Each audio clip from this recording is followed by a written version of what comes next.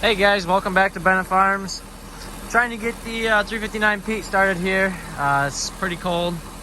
It's about 14 degrees out Fahrenheit with a wind chill of like, I don't know, 5 mile an hour, 6 mile an hour. So it's probably, I think it feels like probably 5 degrees out roughly. Batteries are dead. Not quite dead, but they're low. So I'm charging them up with the truck here. Just going through, checking everything over. As you can see, I've got some decent little oil leaks here on the truck. Pretty sure the air compressor's bad, or going bad. It is bad. I need to get that into the shop to get it fixed. I've got power steering line here that's leaking that probably needs to be replaced or just tightened up. I'm not 100% sure yet. I pulled my battery cover boxes open and found a burned up wire here that I got really lucky that it didn't cause a fire. This was not, like, you can tell it's fresh because see if we get the focus here.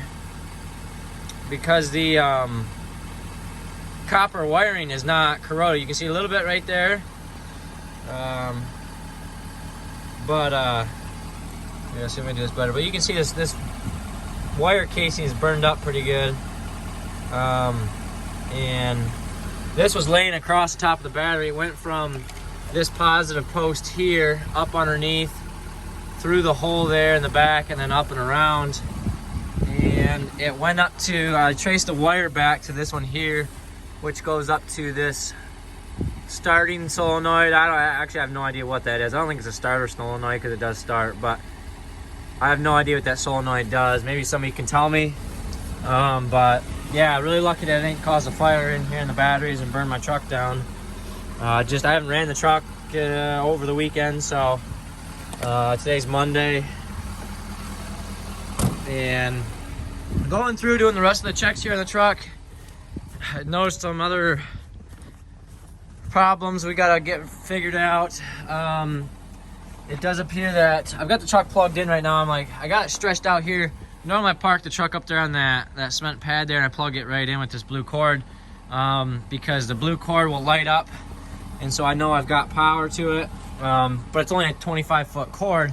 But the problem is if I park up there on that cement pad, then the motor sits back and I can't accurately read the oil in my truck. As you can see, the air dryer is leaking oil. It needs to be replaced again. I already replaced that once. But because the air compressor is bad, it's forcing oil to go through there, I believe. And as you can see, we've got, oil leak here coming out of the head up there, I'm sure. It looks like maybe the water pump might be leaking. That seal's bad. And then you come back to here, and you can see I've got coolant leaking out of that hose there, which I have absolutely no idea what that does. I traced it back over to the other side, and it actually appears to come up to the AC compressor here. Why, I have no idea. I don't really know how AC systems work. Apparently the coolant must run through there or whatever. I have no idea. Maybe somebody can explain that to me too. Last week while I was driving it, the oil pan bolts were all loose. Not all of them, but most of them on this side of the pan were loose. And it was literally just gushing oil out. If you look under my truck here, you can see everything is coated in oil. Pretty good. This side step here is just covered in oil. That over there, that fuel tank's covered in oil. So I thought it was actually just coming from this air dryer here blowing off and then blowing the oil back. You can see it all right here too. But that was not the case. A friend of mine that I was hauling grain for found one of my oil pan bolts fell out in his driveway and found it. So I come home, tightened all them oil pan bolts up. We're gonna get a new gasket on that. I'm gonna have my mechanic do that. He's also going to change the oil for me, do basically a full service maintenance on this, maintenance service. It's got like 62,000 miles on it right now, and you can see I changed it at 55,000 there. I wrote the mileage on it twice because I didn't know if it was going to rub off or not, just to be safe. So, and right now I'm waiting to see if this block heater is working. This is actually a coolant heater and it's not working, so something got fried in that, which sucks, because this coolant heater that you can see right there goes on the bottom, the oil cooler was working. I've had this plugged in multiple times, I can hear it, but right now it's not working. I had it plugged in for 2 hours this morning, 2-3 hours, and it's ice cold, and it's still ice cold even right now, and I've got power running to it, so something fried that apparently. I've got it plugged in here. I mean, there's a little bit of a gap there, but I don't think it's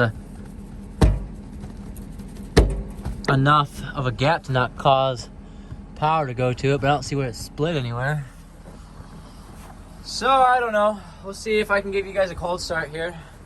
Like I said, it is fairly cold. Don't mind my junk pile there.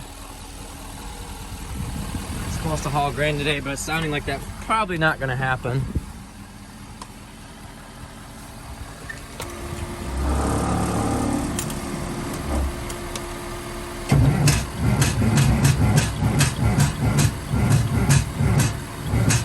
Nope, not gonna happen.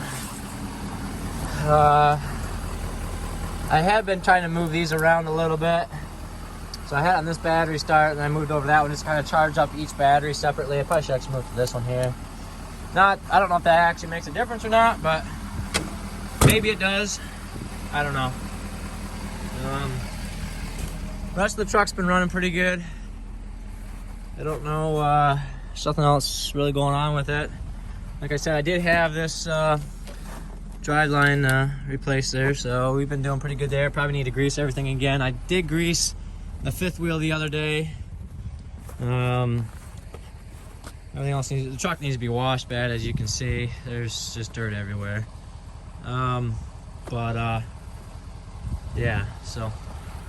Well, we'll let you guys go. We're gonna try and get this truck running here. The reason why I've got parked over here without my trailers is because this is the only place we have power, and the only place I can get it into to get power to plug the block heater in. But as you can see, apparently the block heater doesn't work anyways. I shouldn't say block heater, it's actually a coolant heater. Well, maybe it's an oil heater, I don't know. I know coolant goes through here, that's the oil cooler, so I mean, oil, coolant, whichever one you want to call it, I guess. Like I said, I'm not sure why it's not working, but yeah, so thanks for watching, guys. Please comment, rate, and subscribe, and leave a comment down below if you guys have any comments for me. I appreciate it, and I'll try and get back with you. Thanks, guys.